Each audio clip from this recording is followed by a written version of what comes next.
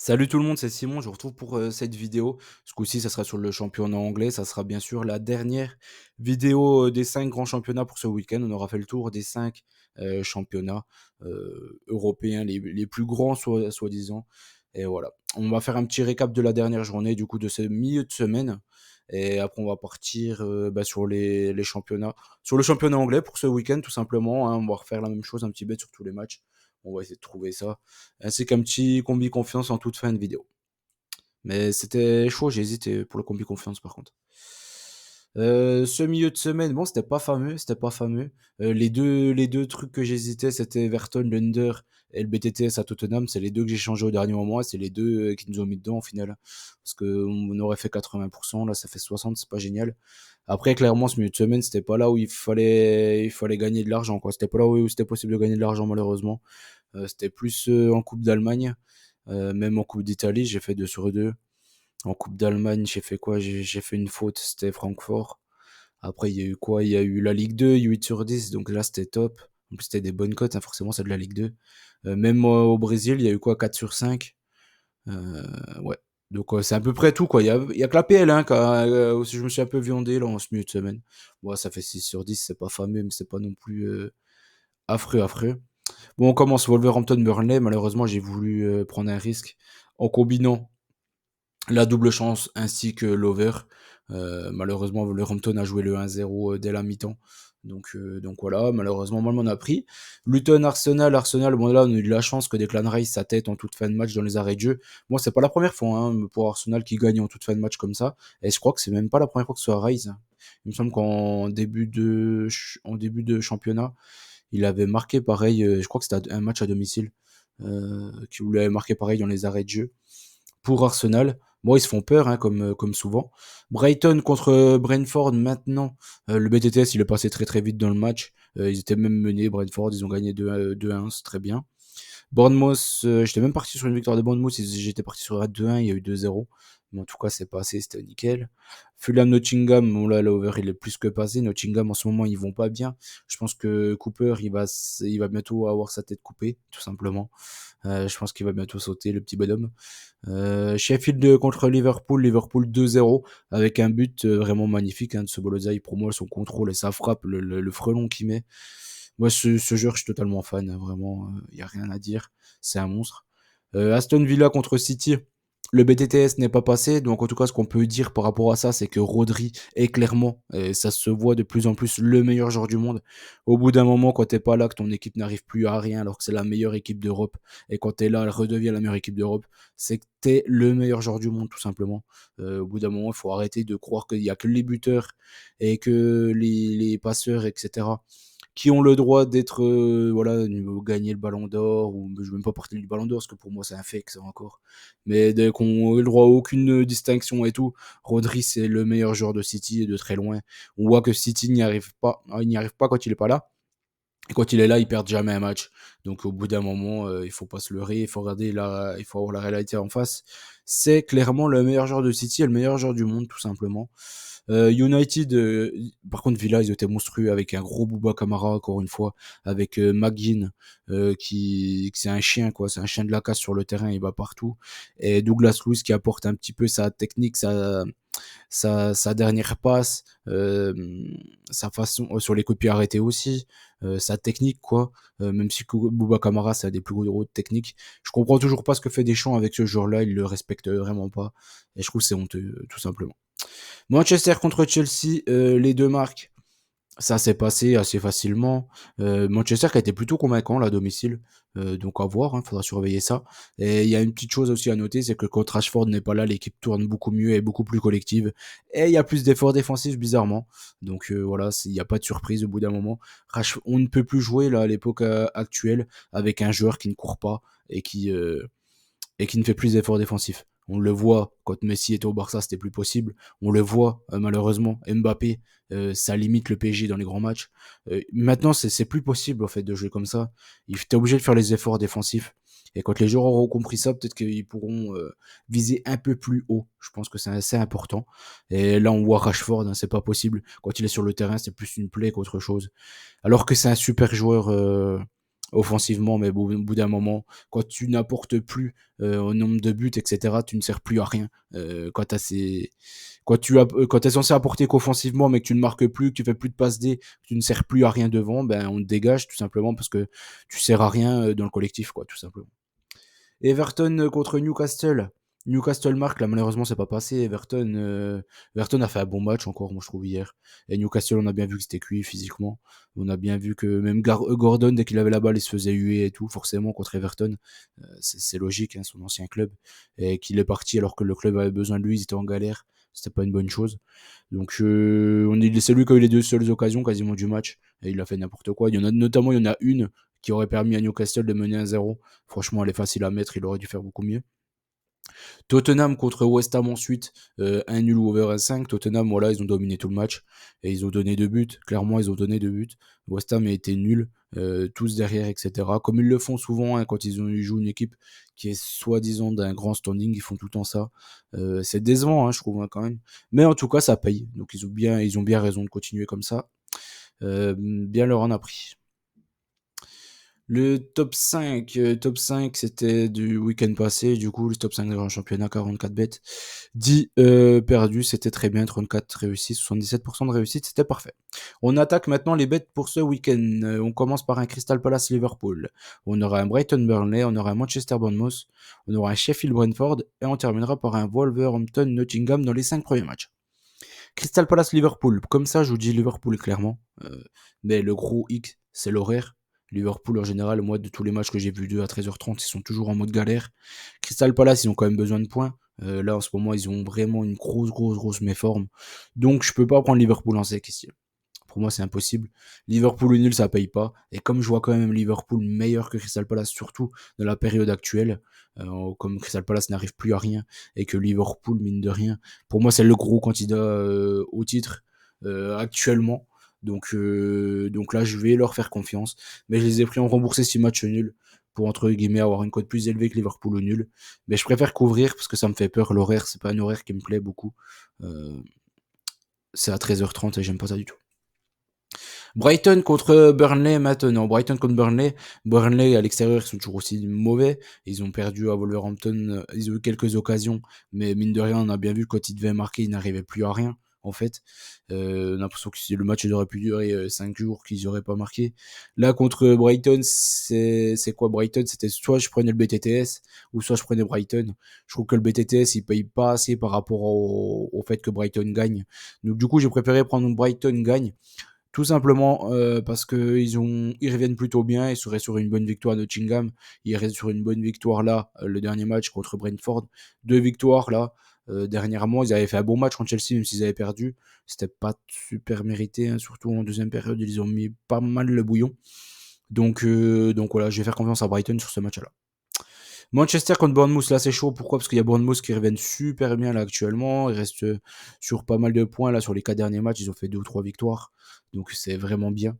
Et Manchester, ils ont fait un bon petit match contre Chelsea. Ils ont besoin de points quand même, mine de rien.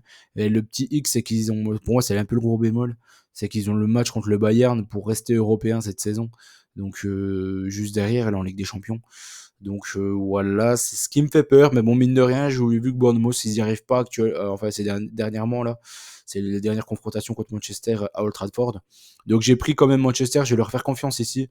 Je les mettrai pas dans un safe, mais je les mettrai. C'est un bet que je jouerai, mais pas dans un safe ça. Sheffield contre Brentford ensuite. Sheffield à domicile, il y a souvent, enfin ils marquent régulièrement.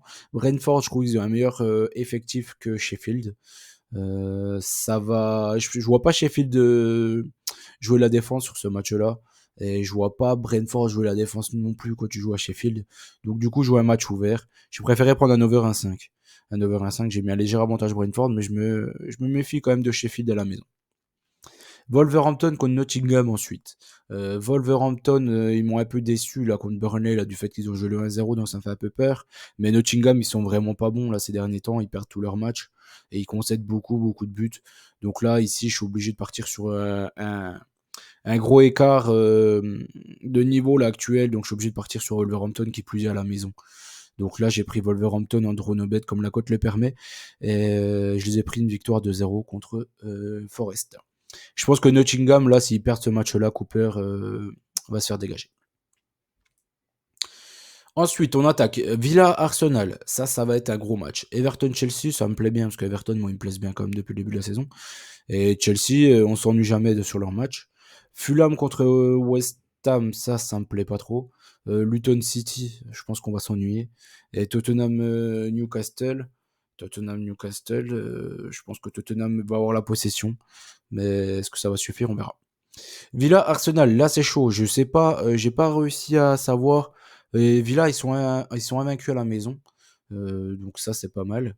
Et Arsenal, mine de rien, je trouve que s'ils jouent vraiment, et là je les vois vraiment jouer, et ils vont faire tourner, ils vont envoyer l'équipe B au PSV, ça c'est clair. Là, je les vois venir gros comme une maison. Donc là, ce que j'ai voulu, ce que je vois ici, c'est que Villa, ils ont fait un gros match contre City, mais ils ont pêché dans la finition.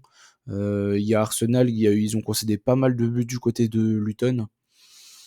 Donc je vois un match assez spectaculaire, j'imagine ici. Villa, je les vois pas faire deux matchs avec un seul but dans le match d'affilée, quoi. Donc là ici, d'habitude avec Villa, il y a tout le temps des buts. Là, c'est surtout parce que City était très faible, hein. En ce milieu de semaine, ils ont rien proposé. Sans Rodri, ils étaient inexistants. Donc là, ici, clairement, j'ai préféré prendre un over de 5. Et j'ai du mal à dégager qui est vraiment favori de ce match-là. Je sais pas si c'est Villa, si c'est Arsenal. Je sais pas si un match nul au final n'arrangerait pas les deux équipes. Je ne sais pas trop, en fait, hein. Si le match il traîne avant qu'il y ait un but, c'est possible que ça joue le nul entre ces deux équipes-là. Parce qu'au final, ça arrangerait un peu les deux équipes. Mais mine de rien, j'ai du mal à voir ça. Villa, c'est vraiment une équipe joueuse, hein. Je les vois pas vraiment calculateurs. Pas du tout. Arsenal un peu plus, mais Villa pas vraiment. Everton contre Chelsea ensuite. Everton, Everton, hier qui ont été plutôt bons, hein, contre Newcastle, même si voilà, ils ont pas vraiment eu à forcer leur talent. Chelsea, moi qui reste sur plusieurs sorties qui sont plutôt pas mal, et je trouve mine de rien que Everton, leur gros point faible, c'est leur défense qui sont ultra lents. Là, que ce soit Coleman ou Ashley Young, voilà, au bout d'un moment, ils ont fait leur temps. Ils sont bien anciens et ils ont du mal à courir. Tarkovsky, pareil, hein, c'est pas le gars le plus rapide du monde. Et voilà, donc là, ici, je pense que Chelsea a quand même de quoi faire. Ils ont le matos pour vraiment embêter cette équipe d'Everton. Ils ont des joueurs de la rapidité. S'ils jouent en transition rapide avec Caicedo ou Enzo Fernandez, ça peut casser des lignes assez facilement. Ici, s'ils ne tirent pas une balle dans le pied, se prendre un rouge, une connerie comme ça, je vois pas Chelsea perdre ce match-là. C'est pour ça que je suis parti sur un Chelsea ou nul et une victoire de Chelsea au final, 1-0. Fulham contre West Ham maintenant. Fulham contre West Ham, c'est chaud. J'ai pas réussi à dégager un vainqueur ici. Je sais pas qui est vraiment favori. Fulham, dernièrement, ils reviennent plutôt bien là, avec le retour de Palhinha, ça leur a fait énormément de bien. Et t'as West Ham qui joue plutôt la défense et la contre-attaque, la transition rapide, avec Kudus et Bowen devant, qui font énormément de bien à cette équipe-là. T'as Ward-Prowse pour les coups de pied arrêtés. T'as quoi? T'as Soucek qui met pas mal de buts de la tête. T'as quoi? Bah, c'est à peu près tout quand même. On a fait à peu près le tour. Parce que comme Antonio est blessé, Benrahma qui joue de moins en moins. T'as Paqueta, mais Paqueta c'est un peu l'organisateur de jeu. C'est pas non plus lui qui va te marquer un but. Il en marque très peu, un début de Paqueta. Donc là, ici, contre Fulham, j'ai pas réussi à dégager. J'ai pas voulu prendre Fulham ou nul. J'ai pas voulu prendre nul ou West Ham. Même si j'ai du mal à voir West Ham perdre à Fulham. J'ai préféré prendre un over 1,5 ici. Je pense qu'il devrait y avoir des buts. J'ai du mal à voir Fulham jouer le nul contre West Ham. Et j'ai du mal à voir West Ham ne pas marquer un but contre cette équipe de Fulham. Et encore moins ne pas en prendre un. Franchement, contre Tottenham a eu les occasions, ouais, pour gagner. Donc Fulham, je pense qu'ils les auront aussi. Et vu ce qu'ils proposent actuellement, Fulham, comme notamment contre Arsenal, ils avaient super bien joué. Pas Arsenal, Liverpool, ils avaient super bien joué. Mais contre Arsenal aussi, je crois qu'ils avaient fait 2-2, mine de rien, je crois, il me semble, en début de championnat. Mais là, le dernier match, c'est contre Liverpool, où ils avaient bien joué. On va pas compter le match de Nottingham, parce que Nottingham n'a pas joué. Mais contre Liverpool, il y a eu quoi? Il y a eu 4-3, là. 4 buts de loin de Liverpool. Ils avaient bien joué, donc là, ici, je vois des buts. Luton contre City, là, je vais pas m'éterniser. Je pense que City devrait revenir et goûter à la victoire sur ce match-là, même si Luton a fait un beau match contre Arsenal. Je pense que City, avec le retour de Rodri, je pense qu'il y a Doku qui était incertain, mais j'imagine qu'il devrait être disponible aussi sur ce match-là. Ça va leur faire du bien, et je pense que Haaland, il va remarquer un but. Ici, je pense. que Rodri va leur faire énormément de bien et ils vont regoûter à la victoire. J'ai pris City, tout simplement, 2-0. Je les vois pas trop trembler à Luton. Tottenham contre Newcastle pour terminer. Là, j'ai hésité avec le BTTS, mais je me dis que Tottenham, ils sont largement capables de dominer tout un match sans marquer. Mais par contre, cette équipe de Tottenham, je ne les vois pas faire de cadeaux dans un match. Tous les matchs, ils se prennent des buts. Donc ici, j'ai préféré prendre Newcastle marque. Parce que Newcastle, ils sont très bien capables de mener 1-0 et de mettre tout le monde en défense, comme ils l'avaient fait au parc, comme ils le font régulièrement, Newcastle. Et ça ne m'étonnerait pas qu'ils le fassent du côté de Tottenham, mais que ça passe. Donc voilà, j'ai pas pris le TTS, j'ai préféré prendre Newcastle marque.